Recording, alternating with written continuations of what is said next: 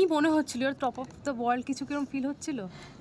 না, মনে হচ্ছিল যেটা করতে যাচ্ছিলাম সেটা ভুল ছিল, এটা মনে হচ্ছিল। তো এটাই মানে এটা আমি ফিল করেছি, যেটাই করতে যাচ্ছিলাম সেটা নেক্সট টাইম রিপিট তো আমি করবোই না, জাস্ট মাথাতেও আনবো না, কাউকে বলবো না, এটাই।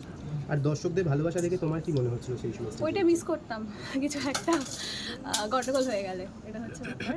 বাট আজকে এখানে দাঁড়িয়ে যে আমি হাসছি বা আজকে স্টেজে উঠেছি, আমি এতগুলো গান গেয়েছি, প্রায় 1.5 ঘন্টা পারফরমেন্স করেছি, সেটা হচ্ছে যে পজিটিভ কমেন্টস বা মেসেজের মাধ্যমে যে পজিটিভিটিটা পেয়েছি সেটার স্ট্রেংথে। তো এটার জন্যই অসংখ্য ধন্যবাদ হচ্ছে আমার ওই পজিটিভ অডিয়েন্সটাকে, যারা বুঝেছে। আমি পারফরমেন্স জমিয়ে হয়েছে এবং সবাই উত্তেজনা তুঙ্গে ছিল। হ্যাঁ, কিছুটা লাইভ করেছি পেজ থেকে, কিছুটা ভালো লেগেছে। খুব কলেজ স্টুডেন্ট ছিল, দ্যাটস ওয়াই আরও এনার্জেটিক ছিল।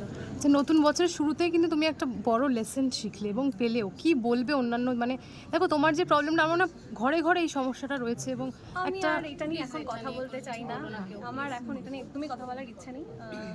জাস্ট আজকে ফার্স্ট শো করেছি অনেকদিন পর, ভীষণ পজিটিভ ফিল করছি, সেটা নিয়ে এখন এগোতে চাই, সেটা নিয়ে থাকতে চাই। আগামী দিনে তুমি কিরকম মানে আরো মানে দর্শকদের কতটা উজ্জীবিত করবে বা কতটা তোমাকে দর্শকরা চাইছে বলে মনে হচ্ছে?